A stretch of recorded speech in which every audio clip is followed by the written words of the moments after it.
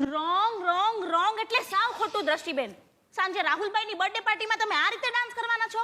હવે હું તમને સ્ટેપ બતાવું ને, જરા ધ્યાનથી જોજો. પેલા ડાબી બાજુએ લેવાનો સ્ટેપ.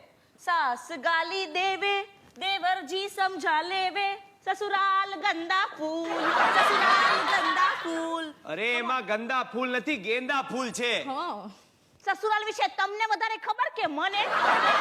ડોન્ટ ડિસ્ટર્બ નાઉ. હા દ્રષ્ટિબેન જો, પેલા ડાબે લેફ્ટ, પછી જમણે રાઈટ, પછી પાછું ડાબે લેફ્ટ, પછી પાછું જમણે રાઈટ, પછી લેફ્ટ રાઈટ ડાબે જમણે સાથે સાથે ટુગેધર અગેન. હવે તમે સમજીને બરાબર અન્ડરસ્ટેન્ડ થયા કે નહીં? ભાભી, મને હમણાં સીધા સ્ટેપ્સ જ બતાવો. આ ચશ્માના લીધે લેફ્ટ રાઈટ માં લોચો છે. લેફ્ટ રાઈટ માં લોચો છે? હા. ઉપર નીચેમાં લોચો નથી ને? ના. તો જાઓ ઉપર જઈને જોઈ આવો કે મમ્મી પપ્પા તૈયાર થયા કે નહીં. મમ્મી પપ્પા, તમે તૈયાર થયા કે નહીં? રાહુલ આવતો જ હશે. બોલો. બેન ને આંખમાં લોચો ને ભાઈ ને મગજમાં લોચો.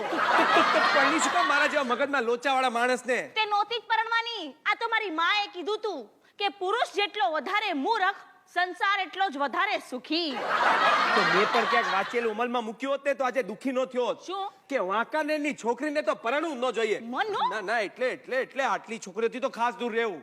એ ભાવનગરની ભાન વગરની, ચોરવાડની ચસ્કેલ, વેરાવળની વેતા વગરની ને વાંકાનેરની વંઠેલ. તે અમે લોકો રહેતા હતા વાંકાનેરમાં, બાકી મારો જન્મ બાય બર્થ તો મોરબીમાં થયો છે. તો મોરબી માટે તો ખાસ લખ્યું છે. અરે રાજકોટની રમતિયાળ ને, અમદાવાદની વિફરેલ, નાગપુરની નાક વગરની ને મોરબીની તો માથા પરેલ. તે લખનારની માં ક્યાંની હતી એ નહોતું લખ્યું? લખ્યું તું ને, એ પણ મોરબીની જ હતી. એ જાગૃતિ, મને આમ ભગાવ નહીં કર. વહેલી સવારે મને શ્વાસ લેવામાં તકલીફ પડી હતી. તે પડે જ ને. વહેલી સવારે આ બાબા રામદેવના ભક્તો બધો જ ઓક્સિજન લઈ લે છે. એટલે તને ક્યારની કહું છું કે વહેલી સવારે શ્વાસ લેવાના જ નહીં.